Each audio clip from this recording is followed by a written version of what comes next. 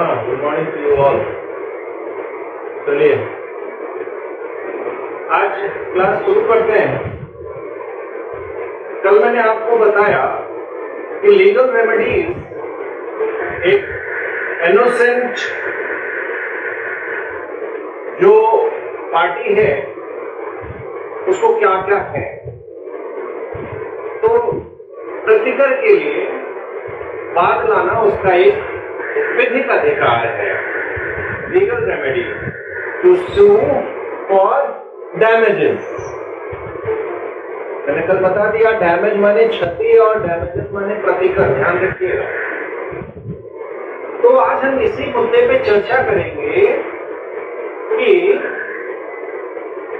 Damages for breach जो सू किया जाएगा उसमें किन किन चीजों को कंसीडर किया जाता है।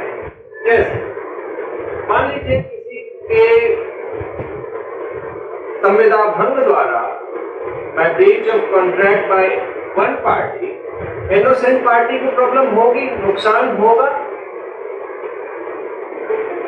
तो वो कोर्ट में जाएगा ही जाएगा अपने नुकसान के प्रतिकर के लिए। तो देखिए दो समस्याएं हर उस वाद में पैदा होती हैं जिसमें प्रतिकर के लिए डैमेजेस फॉर ब्रीच के लिए सू किया जाता है। पहला एक होता है, अभी समझिए, यह सिद्धांत बहुत महत्वपूर्ण सिद्धांत है। इसके निर्धारण, इसके डैमेजेस फॉर ब्रीच के निर्धारण में इसको ध्यान रखिएगा। पहली समस्या क्या आती है? Remoteness of damages, remoteness.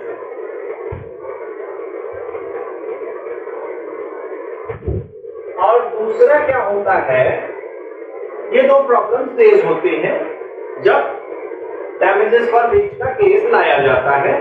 तो डैमेजेस के निर्धारण में कह सकते हैं। दूसरा क्या होगा? मेजर्स ऑफ डैमेजेस, इसको कहते हैं, इसको, इस सिद्धांत को जो कहेंगे आप जान लीजिए, क्षति की दूरस्थता। इस सिद्धांत को रिमोटनेस ऑफ डैमेजेस की एक अलग से डॉक्ट्रिन कह सकते हैं। वो है क्षति की, इसको तो कहेंगे क्षति की दूरस्थता, और क्षति की दूरस्थता का एक सिद्धांत बन जाता है। इसको हम यहीं पे पढ़ेंगे। और दूसरा क्या होता है? दूसरा जो है मेजर्स ऑफ डैमेजेस, प्रतिकर का मूल्यांकन, प्रतिकर का मूल्यांकन। तो क्षति की दूरस्थता के सिद्धांत में ये पढ़ा जाता है रिमोटनेस ऑफ डैमेजेस क्या होता है। अब जैसा आप देख रहे हैं, नाम से क्लियर है, रिमोटनेस, दूरस्थता, यानी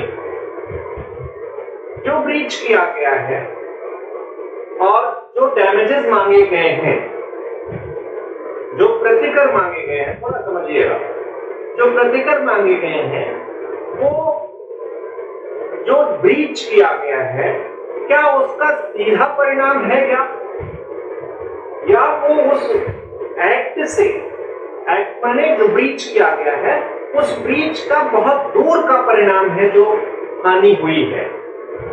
रिमोटनेस, रिमोट माने दूरी, आप समझते हैं ना, रिमोट एरियाज। और तो दूरी, जो आपकी क्षति हुई है वो आपके ब्रीच से, जो भंग किया गया है, संविदा भंग की गई है, उससे कितना क्लोज है, उसका कितना नजदीकी परिणाम है। You can say how much close the, जो ये आपका प्रतिकर आप मांग रहे हो, जो damages are, how much close damages are with the breach, कितना नजदीक है उससे। तो इसमें होता क्या है, किसी भी ब्रीच से किसी भी संविदा भंग से जो इंजर्ड पार्टी होती है उसको बहुत सारे नुकसान होते हैं। इसका एक उदाहरण एक मामले में है राम कुमार वर्सेस लक्ष्मी नारायण। अभी इससे समझने की कोशिश करिए। राम कुमार वर्सेस लक्ष्मी नारायण।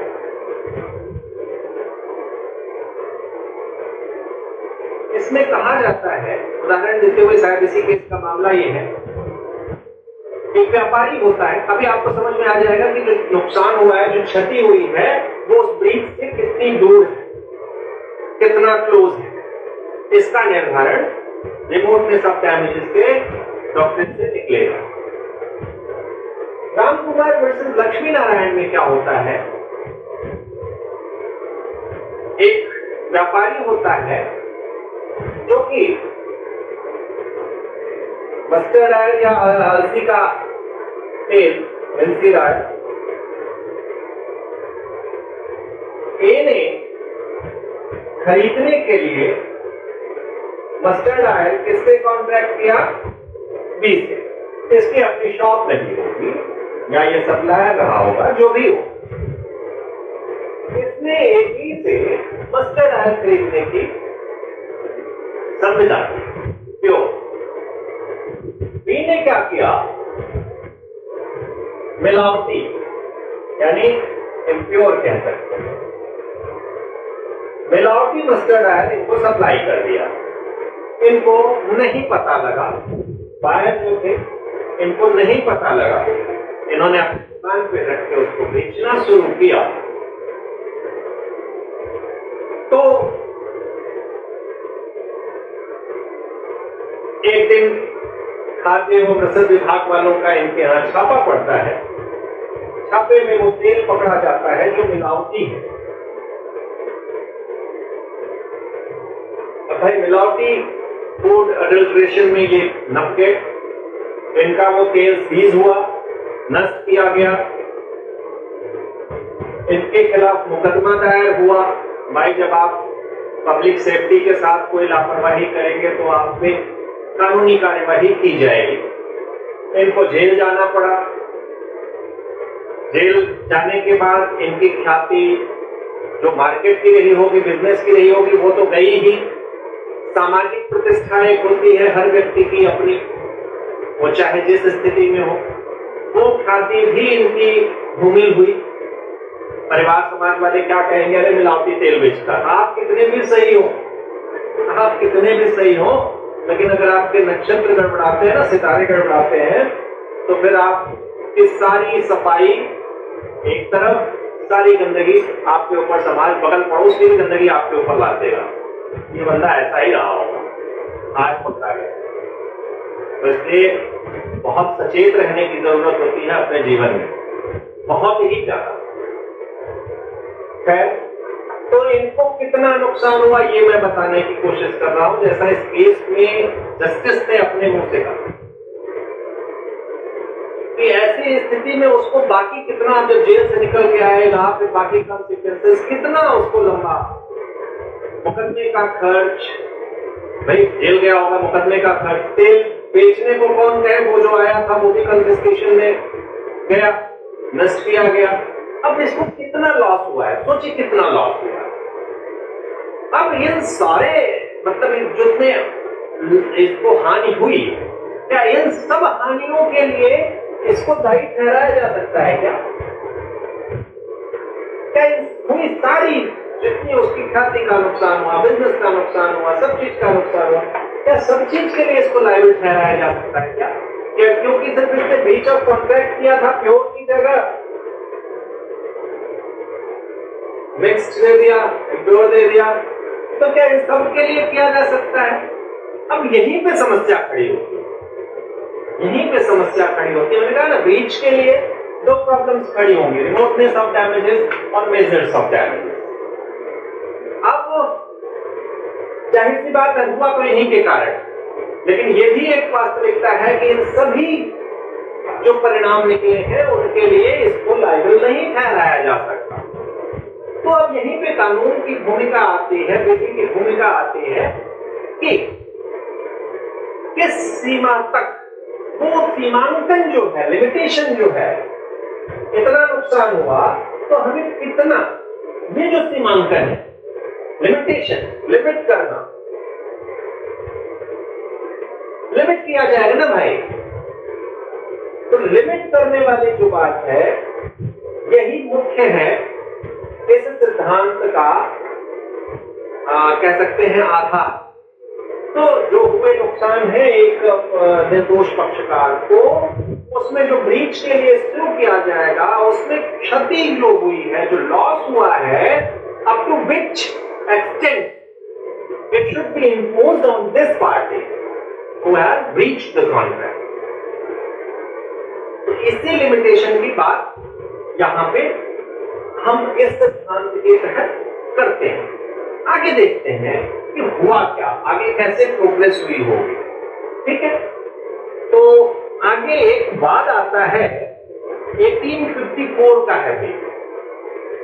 1854 का एक वाद है, इसको मैं बता रहा हूं यहां से।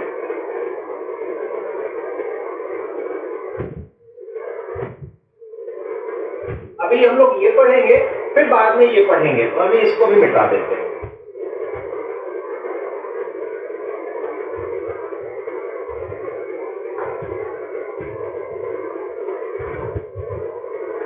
Hadley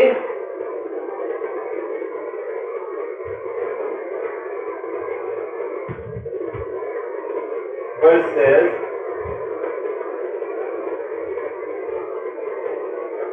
Jacksonville।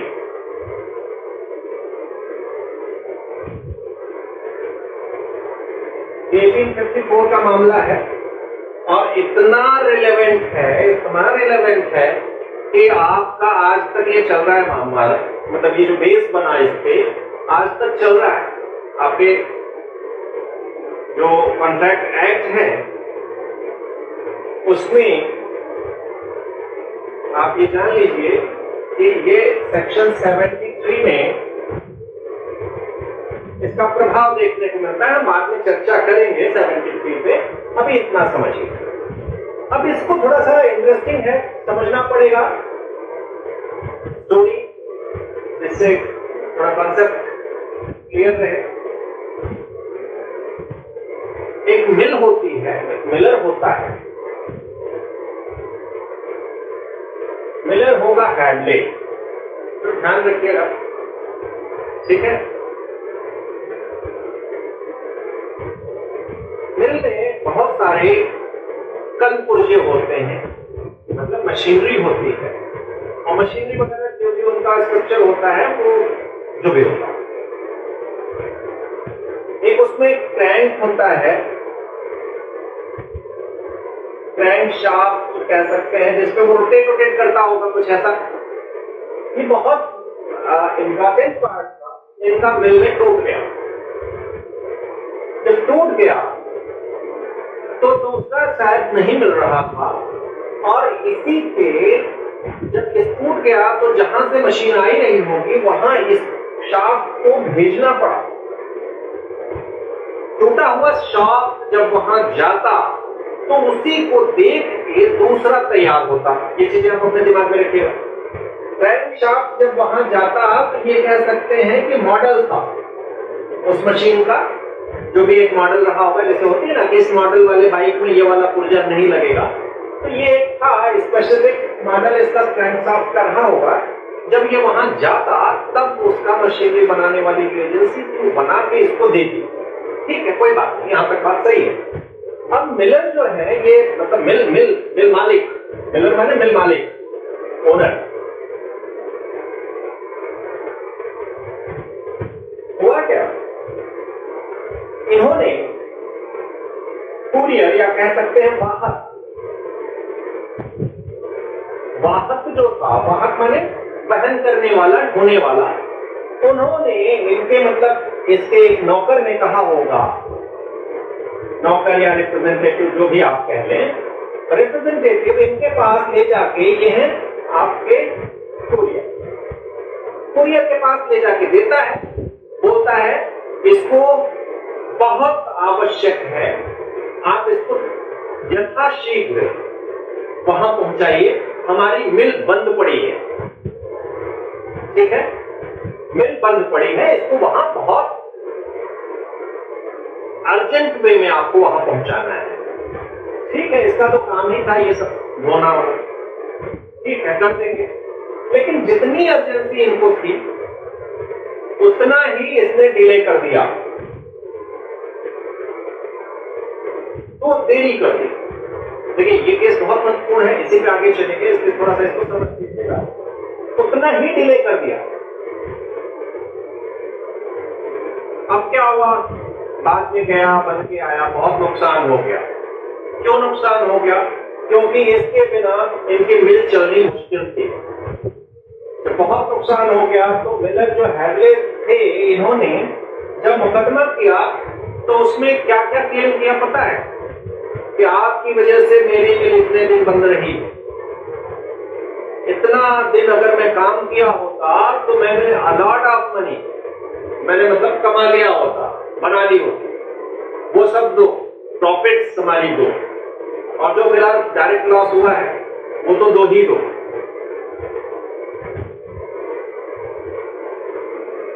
कोर्ट के सामने मामला जाता है तो वही बात हो गई ना जो अभी हमने राम कुमार वर्सेस लक्ष्मी नारायण में पढ़ा कि कितना कितना आपको लॉस हो जाएगा, सब तक ठेका थोड़ी ही दूसरा वाला लेके बैठेगा।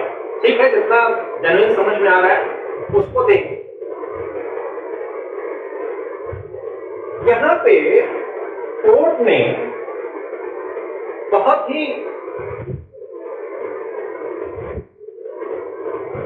ही अच्छा सा एक निर्णय दिया। उसने निर्णय ये दिया कि जितना एक कह सकते हैं ना जनरल डैमेजेस, यहां पे जो कॉन्सेप्ट आता है वो दो आता है, और उसके निर्णय से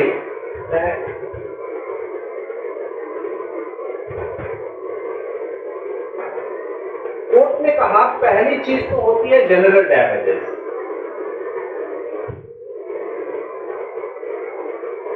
दूसरा होगा स्पेशल डैमेजेस।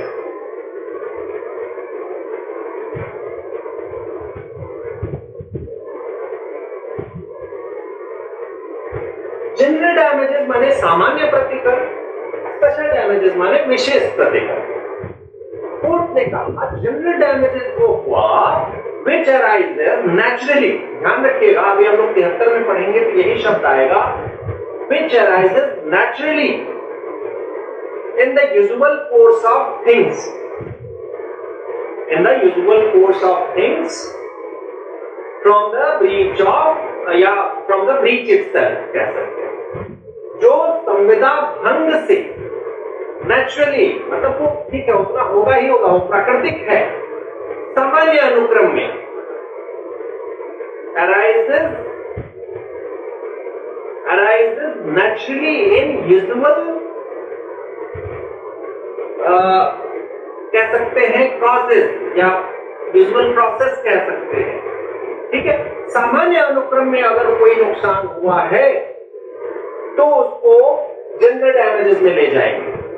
ये कब होता है ध्यान रखिएगा, इसी केस में ये चीजें डिस्कस हो रही हैं। ये कब होता है जबकि दोनों पक्षकार जब संविदा कर रहे हैं तो उनको जितनी जनरल बातें पता है कि ठीक है अगर ये गया बैंक तो कुछ दिन में बन के आ जाएगा, इनका थोड़ा बहुत नुकसान होगा नहीं होगा, हो सकता है दूसरा शाफ्ट रखे हो क्योंकि इतना बड़ा मिल का मालिक इस शाफ्ट पे थोड़ी काम करेगा। एक जनरल उसके दिमाग में है और इनके दिमाग में भी है कि ये हाँ ठीक है हम इसको दे रहे हैं, ये जल्दी इसको पहुंचाना है और कोई बात नहीं। दूसरी बात क्या होगी, special damages. Special damages which arises on account of unusual circumstances, कोई असामान्य परिस्थितियां हो तो जो नुकसान होता है उसको कहते हैं, उसके कारण जो नुकसान होगा उसके प्रतिकर को क्या कहेंगे, स्पेशल डैमेजेस। तो दो बातें आप यहाँ पे एकदम दिमाग में रख लीजिएगा, जो यूजुअल सर्कमस्टांसेस यूजुअल प्रोसेस में यूजुअल प्रोसेस में होता है, ठीक है, वो जनरल होगा और स्पेशल में जब कुछ अलग हटके हो रहा है, असामान्य परिस्थिति। अब यहाँ पे जज क्या कहता है, इन दोनों को आधार बनाते हुए कहता है कि जब क्रैंकशाफ्ट इनको डिलीवरी के लिए दिया गया, when crankshaft delivered to Baxendale या courier वहां पे पहुंचाने के लिए, it was not told to him कि इसी क्रैंकशाफ्ट पे पूरी मेरी मिल चल रही है, और अगर ये गया है जब तक नहीं आएगा तब तक मेरी मिल बंद रहेगी। बात ध्यान देने वाली है।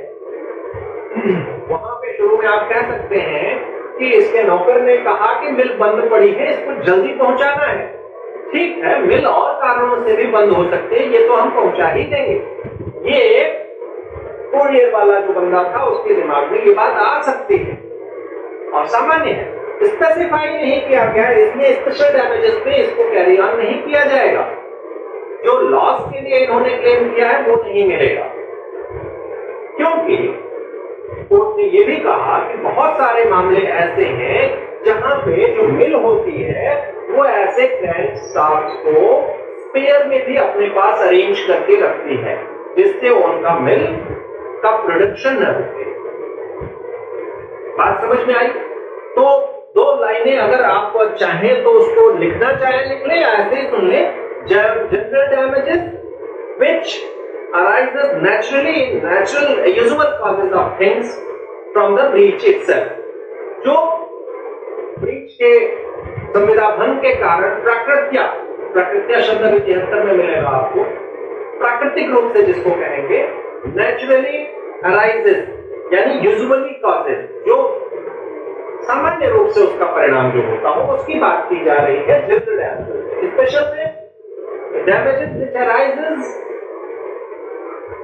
on account of the unusual circumstances, जब असामान्य परिस्थितियां होती तो यहाँ पे कुछ असामान्य परिस्थिति थी, लेकिन इट मस्ट बी कम्युनिकेटेड ना कि इस शॉप की वजह से मेरा मिल पूरा रुक गया है और ये एक वो मॉडल है जब ये जाएगा तभी बन पाएगा, और जब तक बनेगा नहीं हमें मिलेगा नहीं, मिल बंद रहेगी। तो इस छोटी सी बात पे कि जब तक कम्युनिकेट दूसरी पार्टी को न हो चीजें, कम्युनिकेशन दोनों को ना हो कि क्या स्पेसिफिक मामला है, वहां पे जनरल डैमेजेस भी क्लेम किए जा सकेंगे।